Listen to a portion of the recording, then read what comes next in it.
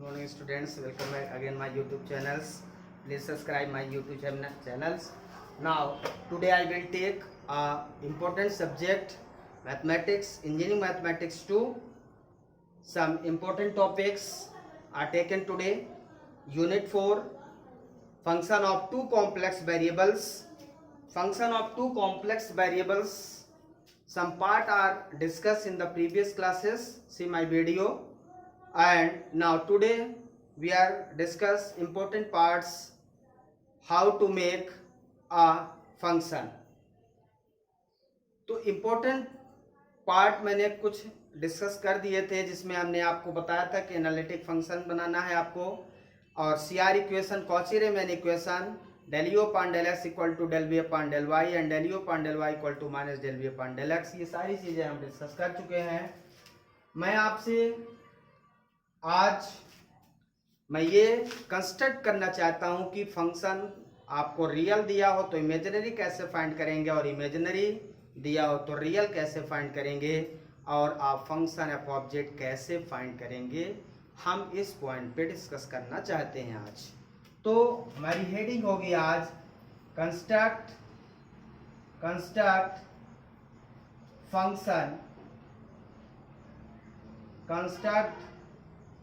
Function of. आज हम construct analytic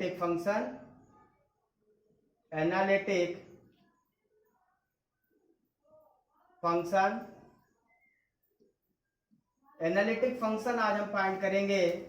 means आज मैं फाइंड करूंगा w equal to f of z equal to u x comma y plus iota v x comma y. Means आज मुझे analytic function को construct करना है, फाइंड आउट करना है, बनाना है. तो इसके लिए एक इम्पोर्टेंट थ्योरम है, उस थ्योरम का नाम है Milne Thomson theorem. Milne Thomson theorem क्या है? हम w equal to f of z equal to u x comma y plus iota v x comma y में z इक्वल टू क्या होता है? x प्लस आयोटा y, ये z हो गया, और z का conjugate x minus iota y. अब इन दोनों को हम एक बार ऐड करें तो z प्लस z कॉन्जुगेट कितना हो जाएगा? आयोटा y कट जाएगा, हो जाएगा 2x. तो यहां से आपको x की वैल्यू मिल जाएगी 1/2 z plus z conjugate. This is the value of x. और माइनस कर दें z माइनस z कॉन्जुगेट, तो ये कट जाएगा 2 आयोटा y हो जाएगा.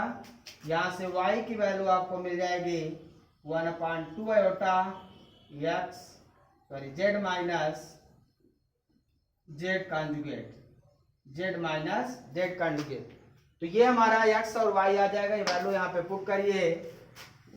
Now w equal to f of z equal to u x की जगह पे 1/2 z plus z conjugate comma y की जगह पे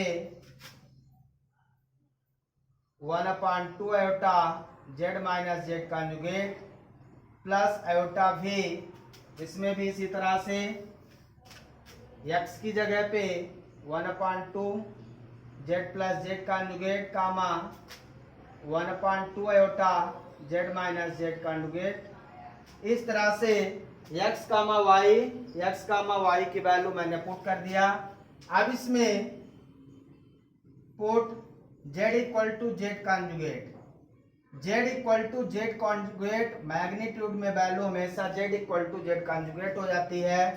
तो यहाँ से हमारा जो वेरिएबल फंक्शन है u, तो यहाँ 2z हो जाएगा, 2z/2, तो कट जाएगा z कामा यहाँ पे 0 हो जाएगा, प्लस आयोटा v यहाँ पे रखेंगे तो z हो जाएगा, कामा यहाँ पे 0 हो जाएगा.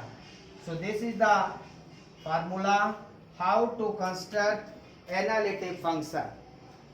Directly we are find f of z and u z comma 0 eta v z comma 0 means directly we have putting x equal to z and y equal to 0. तो हमें करना क्या है, direct x equal to z put करना है और y equal to 0 put कर देना है ऑब्जेक्ट में, बस आपको मिल जाएगा एनालिटिक फंक्शन। आइए एक एग्जांपल के साथ शुरुआत करते हैं कि हम एनालिटिक फंक्शन कैसे फाइंड करेंगे। ध्यान से देखिएगा, पेपर में एक क्वेश्चन इससे आना निश्चित है, इसलिए आप इस टॉपिक को अच्छे से ध्यान से देखेंगे। One question always asking in a university exam, समझ में आ रहा है? तो एक एग्जांपल मैं लेता हूं बुक से। Find the analytic function u plus iota v। Question है find the analytic function u plus iota v, मतलब f of z, which the real part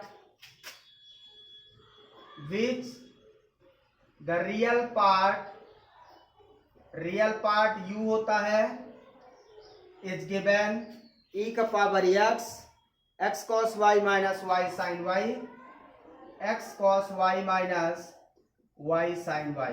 So this is the problem.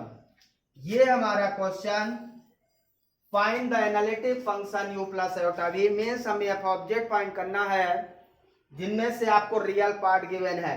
अब यहाँ पे जो क्वेश्चन गिवन होगा, किसी में real part given होगा, किसी में इमेजिनरी पार्ट गिवन होगा। रियल गिवन होगा तो इमेजिनरी पूछेगा, इमेजिनरी गिवन होगा तो रियल पूछेगा, या कोई भी एक गिवन होगा तो आपसे f ऑब्जेक्ट पूछेगा। तो आपसे चाहे जो पूछे, चाहे एफ ऑब्जेक्ट पूछे, फंक्शन एफ ऑब्जेक्ट पूछे, चाहे रियल पूछे, चाहे इमेजिनरी पूछे, आपकी प्रोसेस सेम है, ठीक है ना? मैं जो आपको मेथड बताने जा रहा हूं उसमें आप एफ ऑब्जेक्ट फाइंड कर लेंगे और एफ ऑब्जेक्ट मिल जाएगा तो आपका रियल और इमेजिनरी तो मिल ही जाएगा, ठीक है? तो आइए इस क्वेश्चन को हम बहुत अच्छे से सॉल्व करते हैं। हमें सबसे पहले जो भी गिवन है उसको हम x और y के रिस्पेक्ट में डिफरेंशिएट करते हैं। तो इसको डिफरेंशिएट करेंगे del u upon del x। तो यहाँ पे ये एक फंक्शन है और एक ये पूरा फंक्शन मैं मान लेता हूँ, तो फर्स्ट और ये पूरा सेकेंड। तो first function as it is differentiation of second, तो सेकेंड में x का करेंगे तो 1 हो जाएगा, बचेगा cos y, बाकी ये 0 हो जाएगा। First function as it is differentiation of second plus second as it is differentiation of first, मतलब ये पूरा एज इट इज हो जाएगा x cos y minus y sin y, ठीक है? तो ये हमारा हो गया क्या, del u upon del x। फिर हम फाइंड करेंगे del u upon del y। Del u upon del y, तो ये e पावर x का कोई लेना देना नहीं, अंदर डिफरेंशिएशन y के रिस्पेक्ट में, तो cos y minus x cos y का sin y माइनस इसमें फर्स्ट इंटू सेकेंड लगेगा, तो y as it is sin y का cos y माइनस y का 1 हो गया sin y। अब जो भी आपने डिफरेंशिएशन कर लिया x और y के रिस्पेक्ट में, जो भी आपको चाहे u दिए तो भी आपको x y के रिस्पेक्ट में डिफरेंशिएट करना है, v दे तो भी, ध्यान रखना, ठीक है? अब now f of z equal to हम जानते हैं u प्लस आयोटा v होता है। f of z equal to u plus iota v, इसको डिफरेंशिएट करिए तो डिफरेंशिएट कर देंगे, डिफरेंशिएट करेंगे तो एफ जेड का एफ डैश जेड हो जाएगा, ये हो जाएगा del u upon del x plus iota del b upon del x. या तो एक्स के रिस्पेक्ट में पूरा करेंगे या तो वाई के, मैंने एक्स के रिस्पेक्ट में कर दिया डिफरेंशिएशन।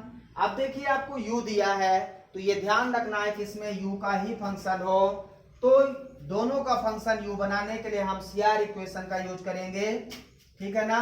किसका यूज करेंगे, तो हम इसको डायरेक्ट लिख देते हैं f z equal to del u upon del x minus iota del u upon del Y.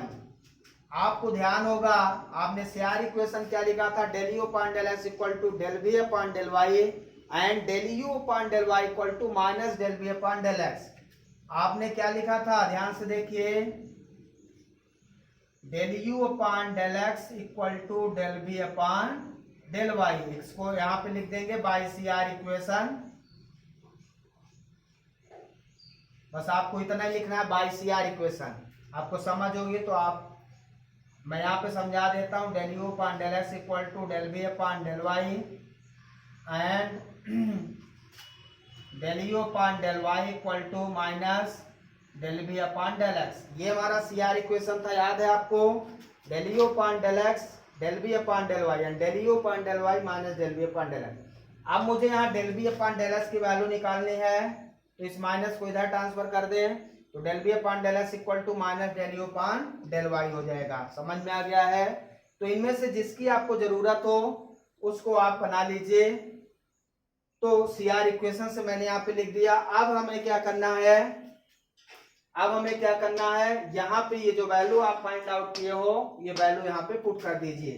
ठीक है, तो f dash Z equal to कितना हो जाएगा, ध्यान से देखिए, मैं वैल्यू रखने जा रहा हूँ e का power x cos y minus plus e power x cos y minus y sine y. ये वैल्यू रख दिया del u upon del x की, माइनस आयोटा, फिर वैल्यू रखेंगे इसकी, तो ये हो जाएगा e power x minus x sine y minus y cos y minus sine y. अब आपको ध्यान रखना है, जैसे ही ये वैल्यू रखेंगे इसके बाद आपको मिलन थॉम्सन मेथड लगा देना है। इसके बाद क्या करना है, मिलन थॉम्सन मेथड लगा देना है। सीधा मैं अब मिलन थॉम्सन यूज करने जा रहा हूं, यहाँ पे लिख दूंगा सीधा, by using Milne Thomson method. Milne Thomson method का मतलब क्या है पहले ये समझ जाएं। अभी मैंने प्रूव किया Milne Thomson method. Milne Thomson method जैसे मैं लिखूंगा by using Milne Thomson method, इसका मतलब है कि put x equal to z y equal to 0। What is the meaning of Milne Thomson method, direct put x equal to z y equal to 0 in the function f of z. यही अभी आपने prove किया, तो इसमें मैं वही put कर देता हूं।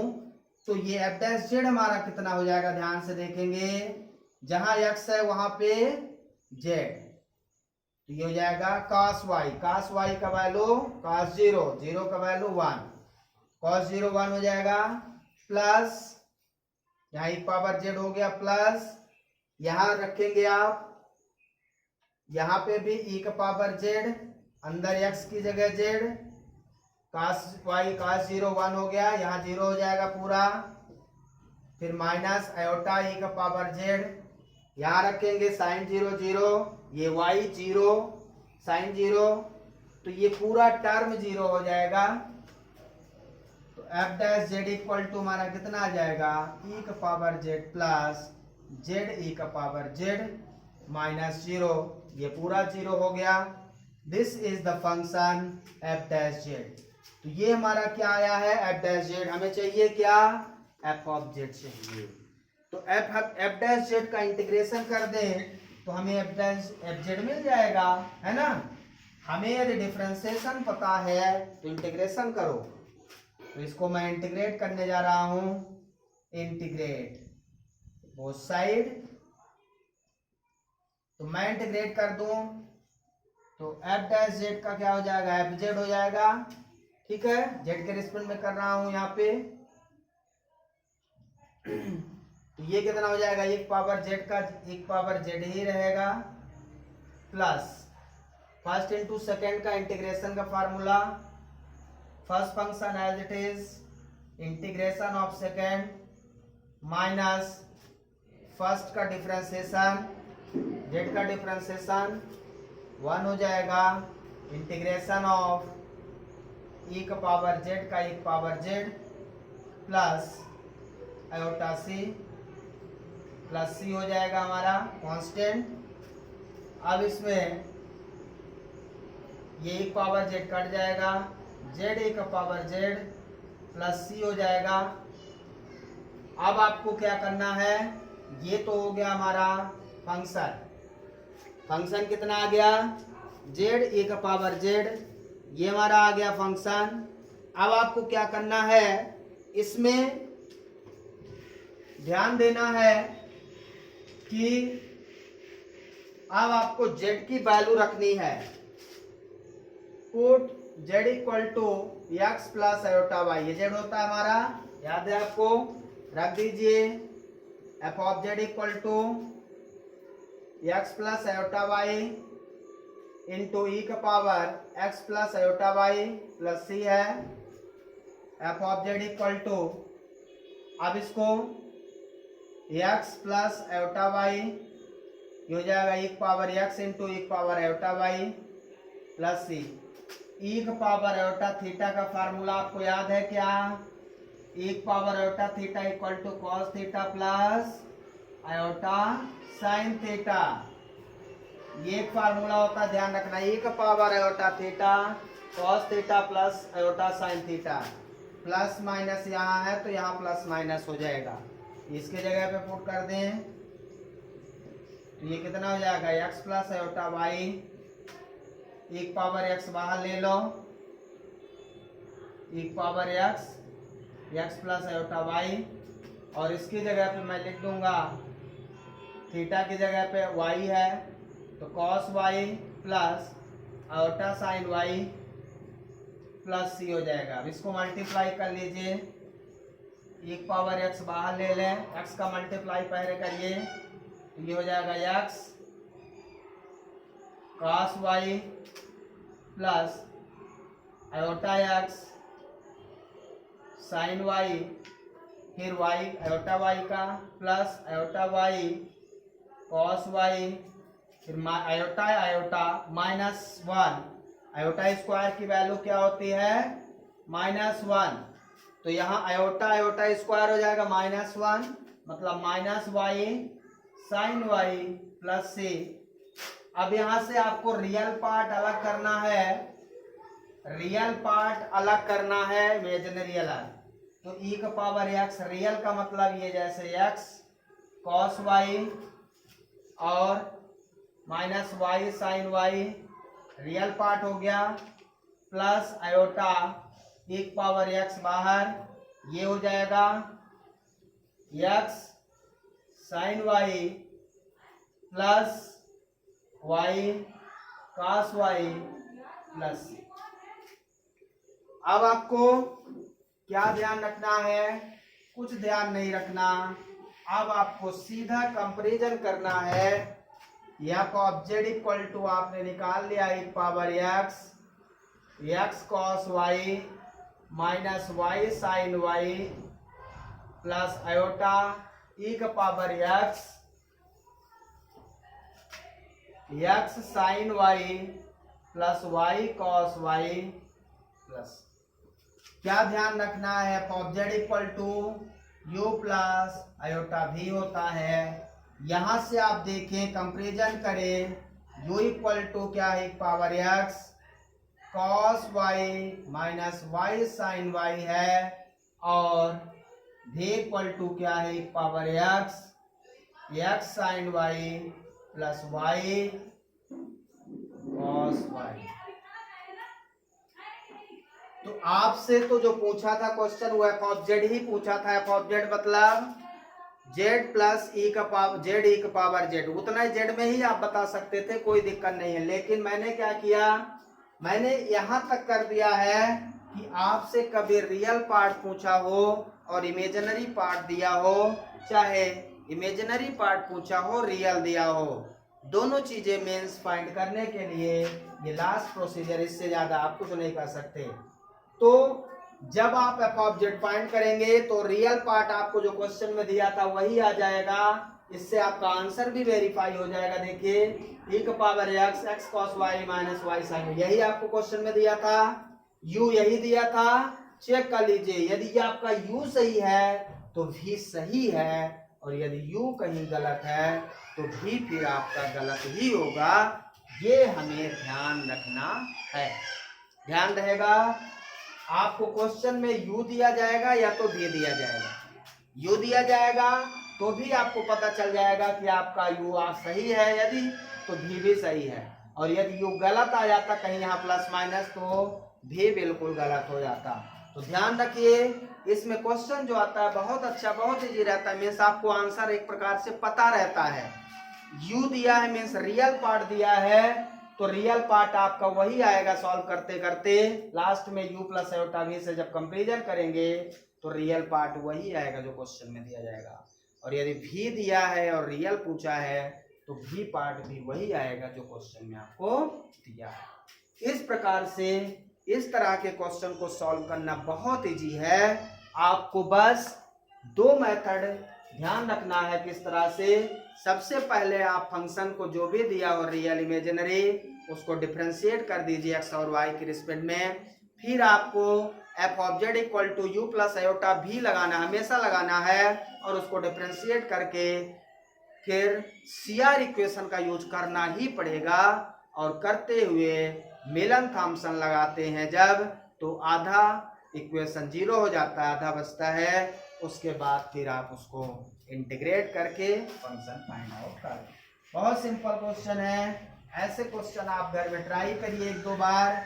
मुझे उम्मीद है जो बुक में मेथड है वो मेथड मत यूज करना,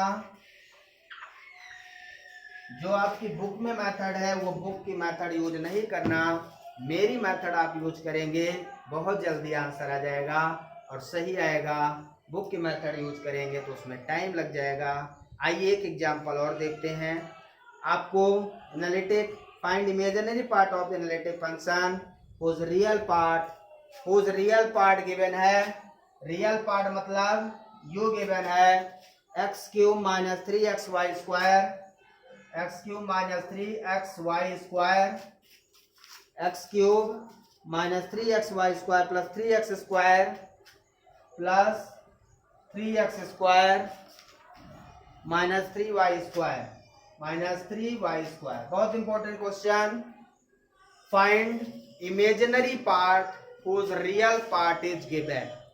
तो रियल पार्ट, जैसा कि मैंने अभी क्वेश्चन कहा कि रियल पार्ट या तो दिया होगा या तो इमेजिनरी पार्ट। रियल दिया तो इमेजिनरी पूछेगा, इमेजिनरी दिया तो रियल पूछेगा। प्रोसीजर सेम है। आइए इसको सॉल्व करें। u equal to x cube minus 3xy square plus 3x square minus 3y square. Differentiate करिए सबसे पहले। Del u upon del x 3x square minus 3y square plus 6x 0 हो जाएगा। Del u upon del y, del u upon del x, del u upon del y, तो ये हो जाएगा minus 6xy minus 6y, बाकी 0 हो गया। अब आपको now f of z equal to u plus iota b लगाना है। एफ डैश जेड डिफरेंशिएट कर दीजिए, तो del u upon del x plus iota del b upon del x हो जाएगा। अब आपको ध्यान रखना है, यहाँ u का फंक्शन है तो पूरा u का होना चाहिए। अब आप सीआर इक्वेशन का यूज करेंगे यहाँ पे।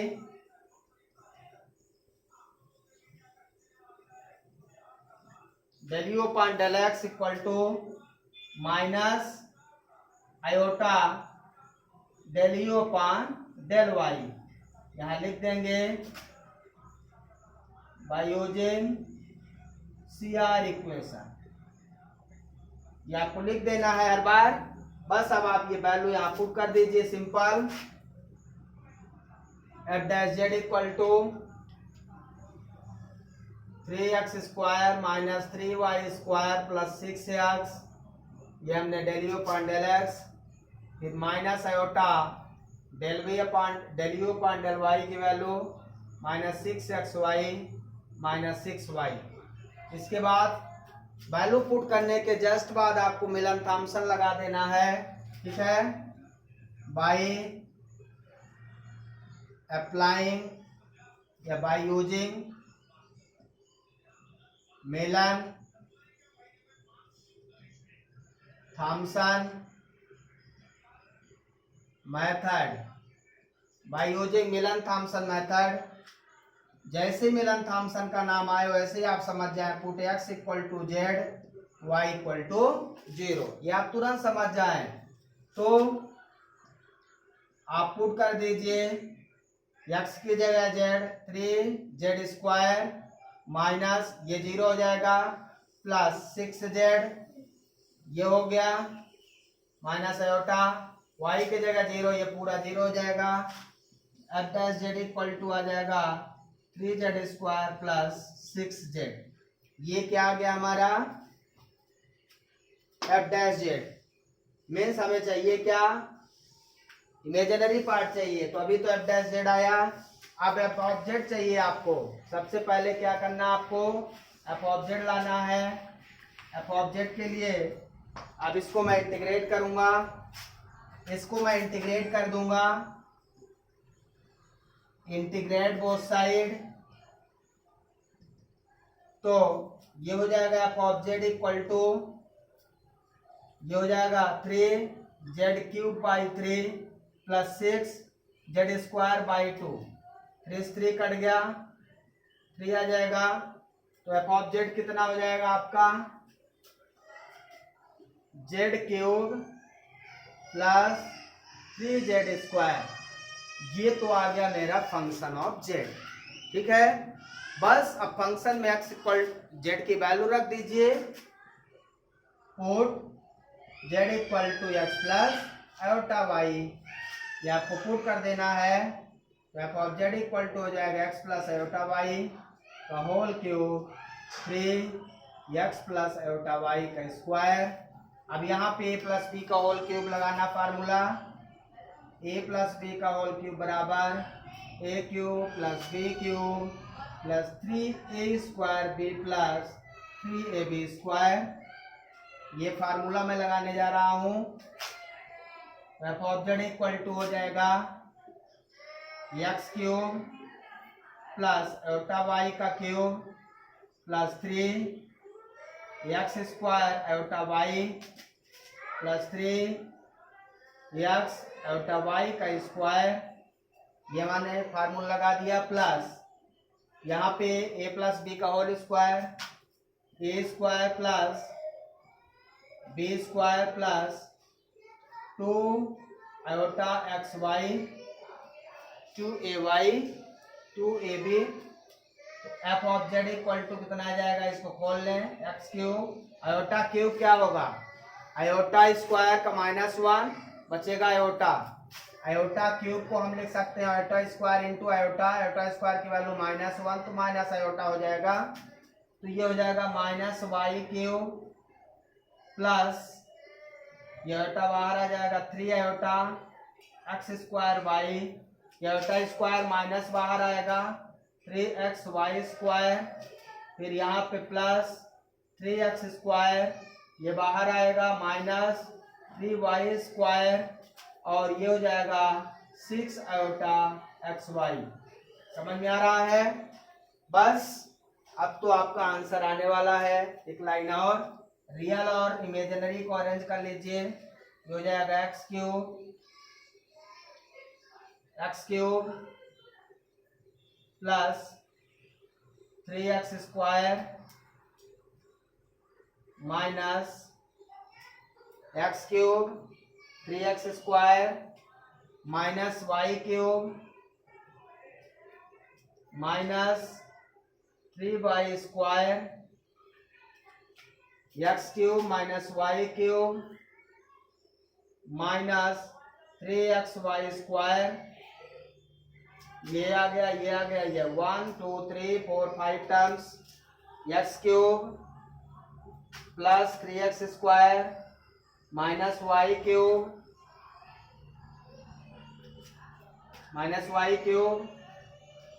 Minus 3y square, minus 3y square minus 3xy square, ये हमारा रियल आ गया, प्लस आयोटा वहाँ ले लेंगे तो ये हो जाएगा 3x स्क्वायर वाई और प्लस 6xy। अब आप चेक कर लीजिए कि जो आपका फंक्शन है रियल पार्ट जो आपको गिवन है वो सही है कि नहीं है। तो रियल पार्ट कितना गिवन था क्वेश्चन में, x cube minus 3xy square, x cube minus 3xy square plus 3x square minus 3y square minus 3y square, तो 3y स्क्वायर आ गया, सही है। X cube minus 3xy square plus 3x square minus 3y square, y cube कहीं गड़बड़ है, इसमें y iota होना चाहिए, ये वाला टर्म नहीं आएगा इसमें, यहाँ आयोटा आएगा ना, आयोटा क्यूब छूट गया, तो इसको ऐसा लिख लो x cube minus 3xy square plus 3x square minus 3y square plus iota हो जाएगा minus y cube plus 3x square y plus 6xy। अब आप इसको चेक कर लीजिए u प्लस आयोटा v, तो यहाँ पे u वही क्वेश्चन वही आ गया है जो आपको क्वेश्चन में गिवन था, ध्यान से चेक कर लीजिएगा, जो आपको क्वेश्चन में गिवन था वो वही है क्या, तो u कितना आ गया है x cube minus 3xy square plus 3x square minus 3y square, तो v कितना आ गया है minus y cube plus 3x square y plus 6xy। इस तरह से जो आपसे पूछा था वो यदि सही है, u सही है तो भी सही है। तो कोई भी क्वेश्चन दिया जाए, चाहे रियल पार्ट दिया हो तो इमेजिनरी पूछ ले, चाहे इमेजिनरी दिया हो तो रियल पूछ ले, प्रोसेस वही है, बहुत सिंपल प्रोसेस। आप घर में ट्राई करिए, इससे रिलेटेड कोई भी क्वेश्चन हो तो आप उसको सॉल्व करिए, जो ना बने उसको पूछिए, आप थोड़ी सी ट्राई करेंगे। Thank you, have a nice day.